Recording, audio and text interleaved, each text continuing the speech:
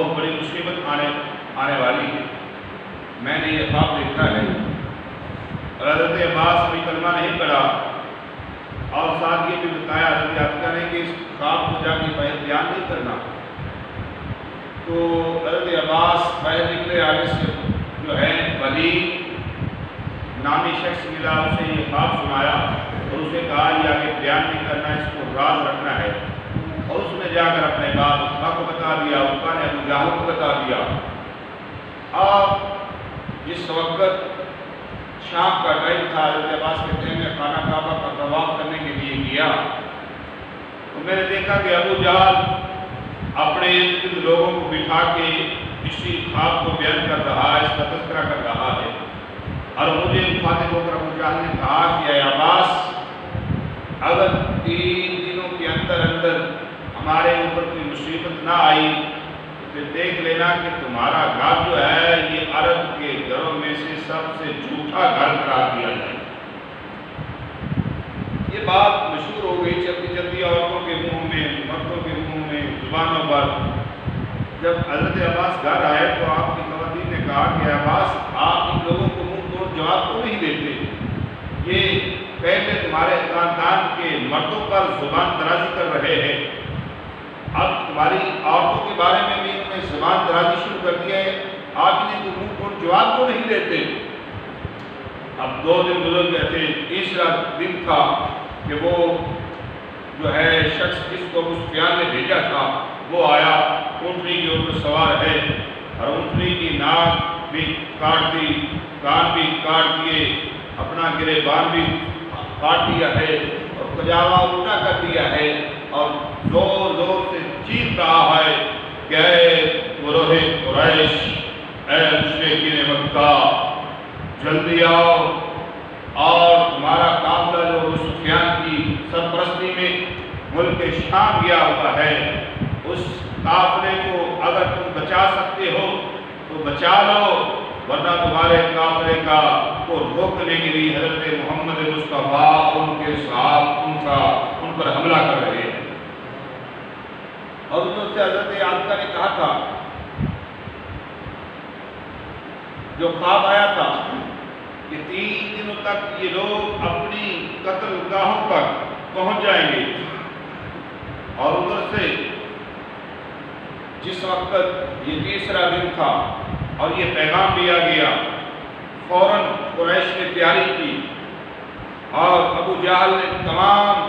سرداران قریش سے ملاقات کی، میٹنگ کی، سوائے ابو لہب کے سارے سردار جو تھے وہ اس لڑائی میں اور اپنا لڑائی کرنے کے لیے امام الانبیاء علیہ السلام کا مقابلہ کرنے کے لیے لوگ گھروں سے نکلے اور ان کے امراء اپنا اسلحہ پیش کر رہے تھے۔ ایک ان میں سے سہیل نامی شخص جس نے اپنے اسلحے کا ڈبو کھول دیا، آج جتنا دل کرتا ہے جس کا وہ لے جائے اور جا کر ایسا ان سے ایسی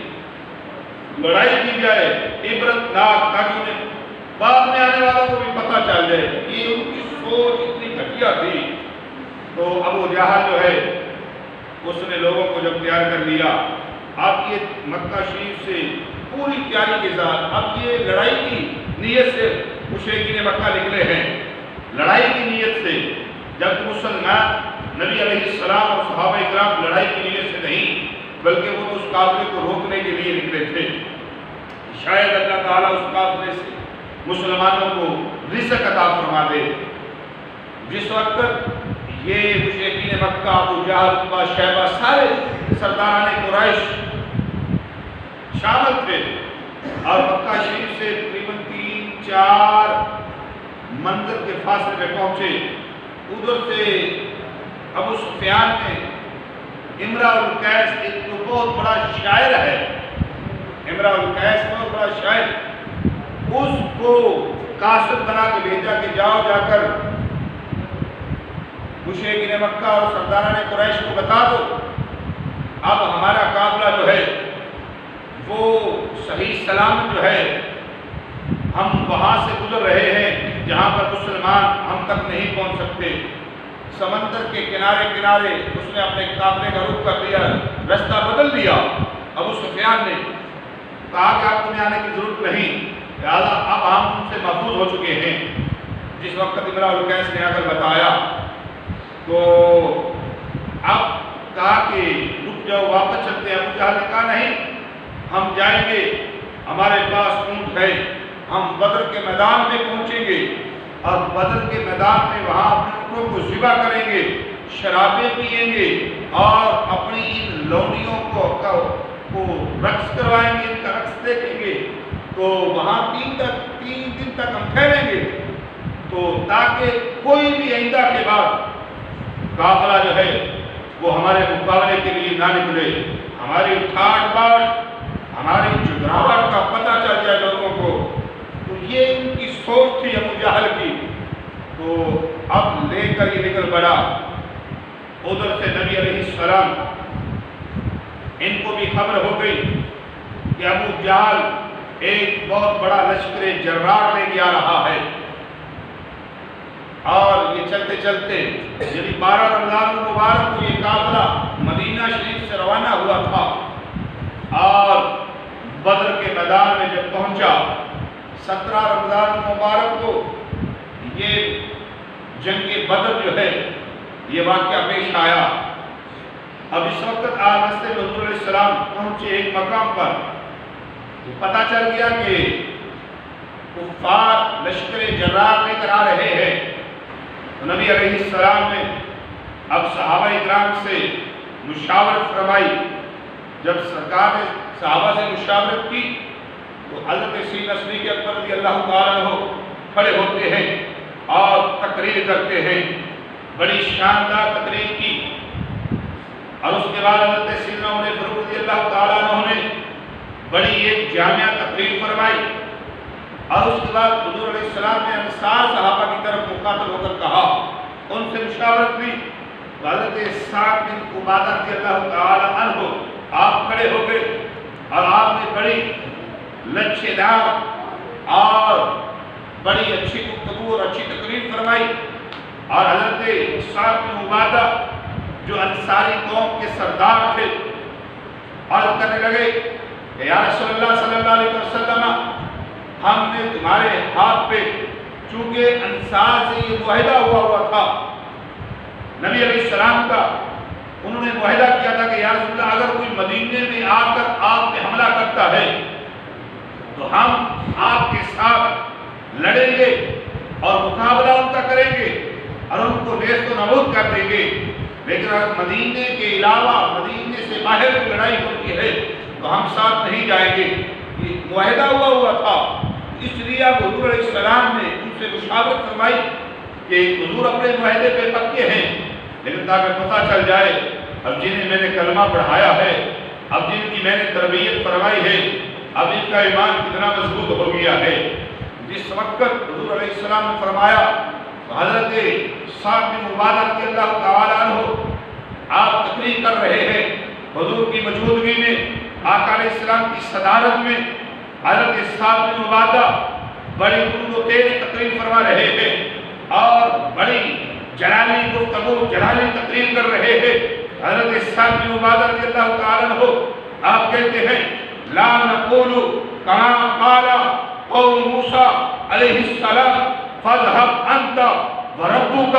فقاتلا انا هاهنا قاعدون۔ کہ یا رسول اللہ صلی اللہ علیہ وسلم، ہم قوم موسیٰ کی طرح نہیں ہے کہ جس طرح قوم موسیٰ نے وقت آنے پہ کہہ دیا تھا کہ موسیٰ جاؤ تم اور تمہارا خدا جا کے لڑے، ہم تو یہاں بیٹھے ہوئے ہیں، ہم لڑائی نہیں کریں گے۔ یا رسول اللہ صلی اللہ علیہ وسلم، ہم قوم موسیٰ کی طرح بیٹھنے والے نہیں۔ اے محبوب، لو امرتنا ان نقید البحر لا قدناها ولو امرتنا ان نضرب اقبالها الى برق الغمام لفعلنا۔ محبوب آپ حکم تو دیں، آپ اشارہ تو کریں، آپ حکم تو فرمائیں، محبوب آپ حکم کریں گے تو ہم گھوڑوں سمیت سمندروں میں چھلانگے لگا جائیں گے۔ وہ پیچھے ہٹنے والے نہیں۔ محبوب جب ہم نے تمہارے ہاتھ پہ بیعت ہی خون کی کر دی ہے، محبوب ہم پیچھے نہیں رکیں گے، اے محبوب اب جو تمہارا حکم ہوگا وَلَوْ أَمَرْتَنَا أَن نَّضْرِبَ أَعْقَابَهَا إِلَىٰ بَرْقِ الرِّمَادِ لَفَعَلْنَا. برق رماد کہا جاتا ہے کہ یا تو حجاز کی بات ہو رہی ہے، حجاز کی سرزمین یا دنیا کا آخری کنارہ. محبوب ہم پیچھے نہیں ہٹیں گے. محبوب جب ہم نے کلمہ تمہارا پڑھا ہے، جب تمہارے ہاتھ میں ہم نے بیعت خون کی بیعت کی ہے، محبوب ہم پیچھے نہیں ہٹیں گے. دنیا کے آخری کنارے تک ہماری محبت کے علم کو بلند کر کے لہرا کے پھر ہم دم لیں گے. محبوب کا کیا ہے، ان کی اوقات کیا ہے، ان کی مجال کیا ہے کہ وہ مسلمانوں کا، ایمان والوں کا مقابلہ کر سکے. تو حضرت سعد بن عبادہ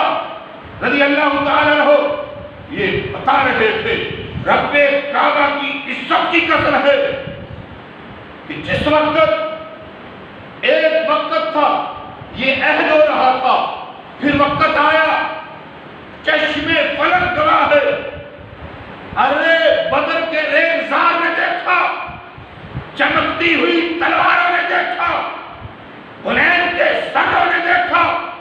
برستے ہوئے نیزوں نے دیکھا، ارے گھوڑوں کی سموں نے دیکھا. کیا دیکھا؟ جب بدر کا میدان لگا تو صحابہ کرام نے پھر اپنے جوہر دکھائے، اپنی بہادری دکھائی، اور مشرکین مکہ، سرداران قریش، ابو جہل، عتبہ، شیبہ، ان کافروں کو تلے تے کر کے واسطے جہنم کر کے ان کو بتا دیا کہ اے مشرکین مکہ دیکھو تمہیں اپنے کتوں پہ ناز تھا، ہمیں رب کی قدرتوں پہ بھروسہ تھا. دیکھو ہم نے تمہیں واسطے جہنم کر کے پھر سکون کا سانس لیا ہے. عزیزان گرامی یہ وقت تھا ایسے حاضر گواہ رہنا، چراغ الفت جلایا ہم نے. ایسے حاضر گواہ رہنا، چراغ الفت جلایا ہم نے. اس وفا کے قدم قدم پہ ہمارے لہو کے دیے جلیں گے. صحابہ اکرام نے خود کو رب کعبہ جب پیشانیوں سے خون نکلے، چلو بھر کے ان کو اپنے چہروں پہ ملا اور ساتھ یہ نعرہ لگا رہے تھے کہ رب کعبہ کی عزت کی قسم اب ہم کامیاب ہو گئے. اسی طرح گرامی ابو ذر سے مشرکین مکہ انہوں نے بھی بدر میں آ کر پکی جگہ پر اپنے خیمے نصب کر دیے، اور ادھر سے حضرت خباب رضی اللہ تعالیٰ عنہ کہتے ہیں یا رسول اللہ میں بدر کے میدان سے اچھی طرح واقف ہوں، مجھے پتا ہے کہ بدر کے کس میدان، بدر میں کس کنویں کا پانی میٹھا ہے، ہم نے وہاں جا کر اپنا پڑاؤ ڈالنا ہے. اور ادھر حضرت خباب بھی مشورہ دے رہے ہیں، ادھر سے حضرت جبریل آ جاتے ہیں اور آ کر عرض کرتے ہیں یا رسول اللہ صلی اللہ علیہ وسلم حضرت خباب جو مشورہ دے رہے ہیں ان کے مشورے پہ عمل کرو، اللہ کا بھی حکم یہی ہے.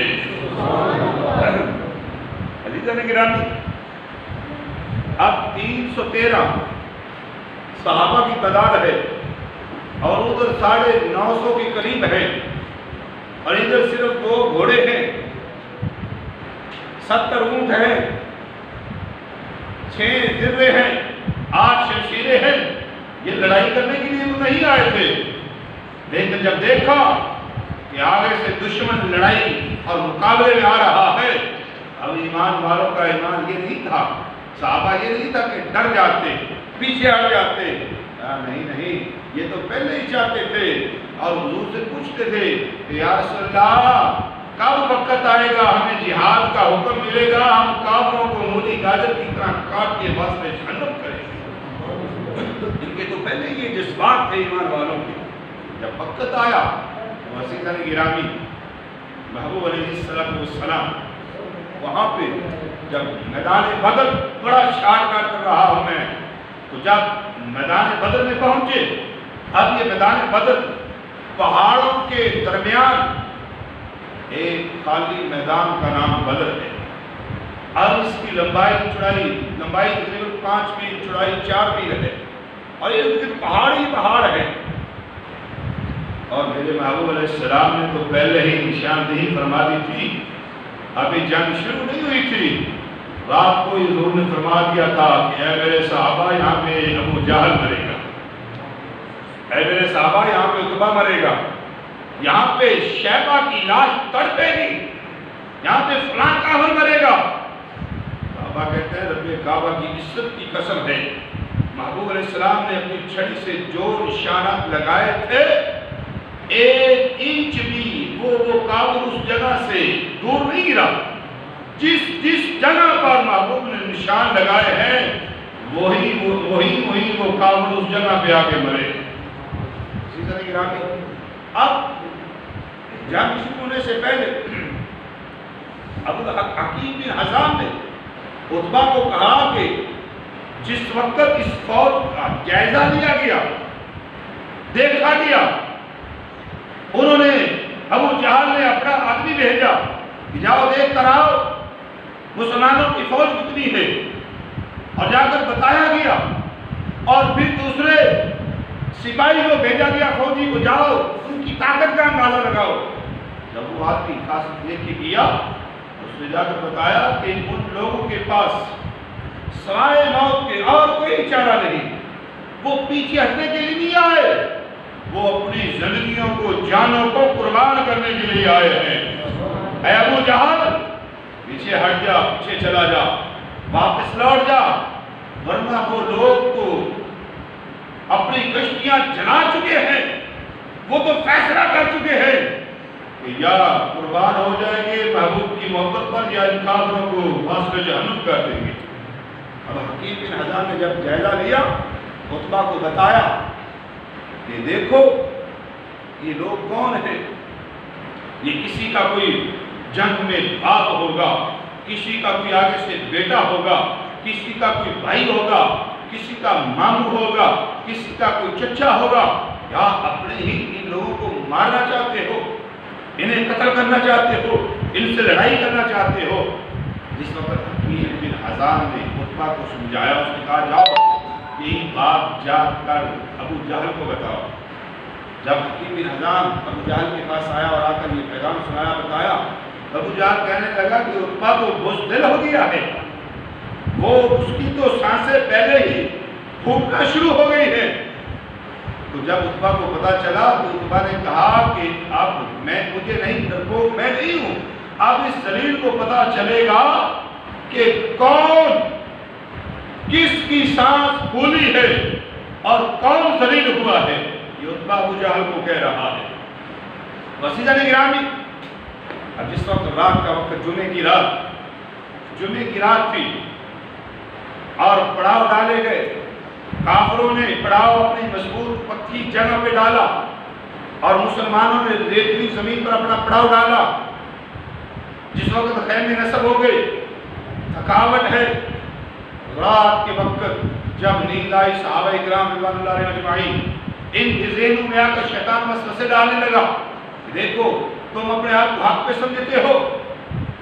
حق پہ مانتے ہو، تمہارے پاس پانی بھی نہیں ہے کہ جس کے ساتھ تم وضو کر لو، غسل کر لو، پانی کے سارے جو اپنا کنویں ہیں وہ تو ان کے پاس ہیں، اب ان کی تعداد زیادہ ہے، تمہاری تعداد بھی تھوڑی ہے، ان کا کیسے مقابلہ کرو گے؟ جس وقت شیطان نے یہ وسوسے ڈالے، رب کائنات نے مطلب یُنَزِّلُ عَلَيْكُم مِّنَ السَّمَاءِ مَاءً لِّيُطَهِّرَكُم بِهِ وَيُذْهِبَ عَنكُمُ الرِّجْسَ أَهْلَ الْبَيْتِ، فرمایا کہ ہم نے آسمانوں سے پانی اتارا، یعنی بارش، موسلا دھار بارش برسی، اب وہ کافروں کی زمین جو پکی تھی وہاں کیچڑ ہو گیا، مسلمانوں کی زمین ریتلی تھی یہ مضبوط ہو گئی، اور صحابہ نے پانی کے کنویں بنا لے، ان کو بھر لیا، پانی محفوظ کر لیا، اور ادھر سے جب رات کو ٹھنڈی ہوا چلی تو بڑی سکون کی نیند صحابہ کو آ گئی۔ جب سکون والی نیند آئی اور صحابہ سوئے ہوئے ہیں اور امام الانبیاء علیہ السلام وہ اللہ کی بارگاہ میں زار و قطار رو رہے ہیں۔ حضرت مولا کائنات کہتے ہیں اِنَّا جَعَلْنَا لِرَسُولِ اللَّهِ صلی اللہ علیہ وسلم عَرِيشًا، ہم نے کہا حضرت مقداد نے مشورہ دیا کہ حضور کے لیے ایک خیمہ بنایا جائے، ایک چھپر بنایا جائے کہ جہاں پر بیٹھ کر حضور علیہ السلام اس منظر کو دیکھیں گے، کیونکہ حضور نے قیادت فرمانی ہے، تو ایک چھپر حضور کے لیے، خیمہ عریش چھپر کو کہتے ہیں، تو حضور کے لیے ایک عریش تیار کیا گیا۔ اب جس وقت یہاں پر جامعہ مسجد عریش، اس کا نام ہی جامعہ مسجد عریش ہے، جس جگہ بدر کے میدان میں یہ مسجد موجود ہے، تو وہاں نبی علیہ السلام کا خیمہ بنا تھا۔ حضور علیہ السلام کے لیے جب خیمہ تیار کیا گیا، اب یہ اعلان کیا گیا کہ کون حضور علیہ السلام کے خیمے کے ارد گرد پہرا دے گا۔ شرط یہ ہے کہ پہرا اکیلے نے دینا ہے، کیونکہ 313 ہیں، سب سے زیادہ خطرناک حملے بھی اسی جگہ پہ ہوں گے، اور پہرا دے اس شرط کے ساتھ کہ اکیلا ہو اور چاروں طرف سے حضور کا دفاع کیا جائے۔ جس وقت یہ آواز بلند کی گئی، حضرت مولا کائنات کہتے ہیں رب کعبہ کی عزت کی قسم، میں بھی وہاں موجود تھا، عمر بھی وہاں موجود تھے، بڑے بڑے نڈر بہادر صحابہ موجود تھے، لیکن سارے ابھی اپنے دل کے مفتیوں سے پوچھ رہے تھے کہ ڈیوٹی بڑی سخت ہے، اگر تھوڑی سی بھی وہاں پہ کوئی کمزوری پائی گئی تو قیامت تک آنے والے عاشقوں کو جواب کیا دیں گے۔ ابھی ہم تو اپنے دلوں کی مفتیوں سے پوچھ رہے تھے، کیا دیکھا ہم نے؟ قُلْنَا مَنْ يَكُونُ مَعَ رَسُولِ اللَّهِ صلی اللہ علیہ وسلم لِأَلَّا يُحْوِيَ إِلَيْهِ أَحَدٌ مِّنَ الْمُشْرِكِينَ، کہ چاروں طرف سے پہرا اکیلے نہیں دینا ہے۔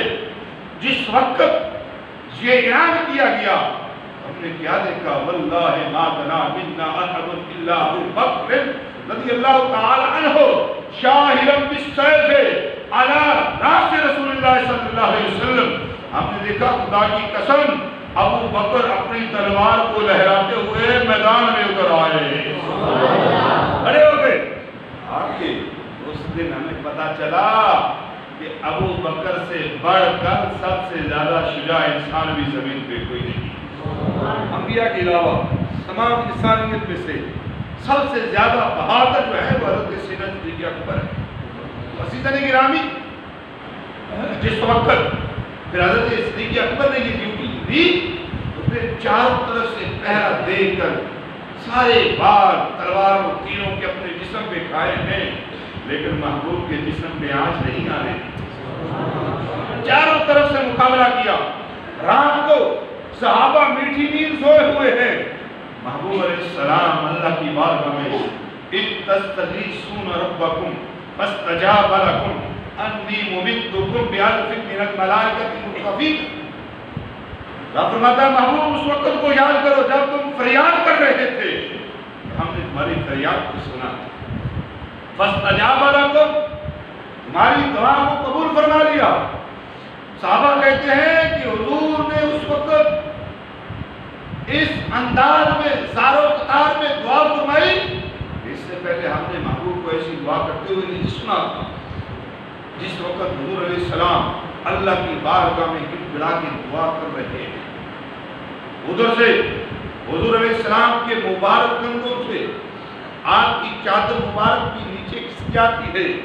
صدیق اکبر چادر کو اوپر کرتے ہیں اور حضور کے ہاتھوں کو پکڑ لیتے ہیں کہ محبوب بس کر دو، اللہ سے جو تم نے دعا کی ہے تمہارے رب نے تمہاری دعا کو قبول فرما لیا ہے۔ یہ تو صدیق بھی بتا رہے ہیں نا، تو حضور کو تو پہلے ہی رب کی ذات پہ بھروسہ تھا، لیکن یہ دعا جس انداز میں کی جا رہی ہے صرف صحابہ کو مطمئن کرنا تھا تاکہ صحابہ کو پتہ چل جائے۔ صدیق اکبر کو پتہ چل گیا، صدیق نے حضور کے ہاتھوں کو پکڑ لیا، محبوب بس کر دو۔ اور پھر رب کعبہ کی عزت کی قسم ہے، پھر آسمانوں نے نظارہ دیکھا، جنت کے حور و غلمان نے یہ منظر دیکھا، پھر فرشتوں نے یہ نظارہ دیکھا، اور پہاڑوں کے ذروں نے یہ نظارہ دیکھا ہے۔ جب صبح ہوئی ہے، میرے محبوب علیہ السلام کے پیارے صحابہ حضور نے انہیں طریقہ بتایا، جب بندیشہ بندی کی گئی اور جنگ کا طریقہ بتا دیا گیا، پھر رب کعبہ کی عزت کی قسم ٹائم وقت کے دامن میں فرصت بھی نہیں ہے، پھر صحابہ نے مولی گاجر کی طرح کافروں کو کاٹ کاٹ کے واسطے جہنم کر دیا، مولی گاجر کی طرح کاٹا ہے اور 70 کافروں کو مارا ہے، 70 کو قیدی بنایا ہے، دوسرے بھاگے، اللہ نے مسلمانوں کو فتح عطا فرمائی۔ نعرہ تکبیر، نعرہ رسالت، حیدری۔ تو عزیزان گرامی، یہ 17 رمضان مبارک کو حق و باطل کا پہلا معرکہ جب پیش آیا تو رب کائنات نے مسلمانوں کو آگے مسلمانوں کی مدد کے لیے فرشتہ، یہ بڑا لمبا قصہ ہے۔ تو 17 رمضان مبارک جمعے کا دن تھا، حالت روزہ میں تھے صحابہ، روزے کی حالت میں اب یہ تو گرمی تھوڑی ہے، اب جا کر وہاں پہاڑوں میں جائیں، عرب میں جائیں تو وہاں گرمی جو ہے زیادہ ہوتی ہے، پہاڑ جب اپنی گرمائش چھوڑتے ہیں، حالت روزہ میں صحابہ نے پھر جنگ کی ایمان تو لوگوں کے تھے نا، تو اللہ رب العالمین نے پھر مسلمانوں کو فتح عطا فرمائی۔ اللہ رب العالمین 14 صحابہ کرام شہید ہوئے، 14 ادھر 70 مارے گئے، ادھر 14 شہید ہوئے تھے۔ اللہ رب العالمین شہدائے بدر ان کے مزارات پر اپنی لاتعداد رحمتوں کا نزول فرمائے۔ اللہ ارحم الراحمین، جتنے بھی صحابہ جن کے بدر میں شریک ہوئے تمام کی قبروں پر اپنی لاتعداد رحمتوں کا نزول فرمائے، اور ان کے صدقے اللہ ہماری کامل بخشش فرمائے، ہمارے لوگوں کو اپنی بارگاہ میں قبول فرمائے۔ آمین۔ وآخر دعوانا الحمدللہ رب العالمین۔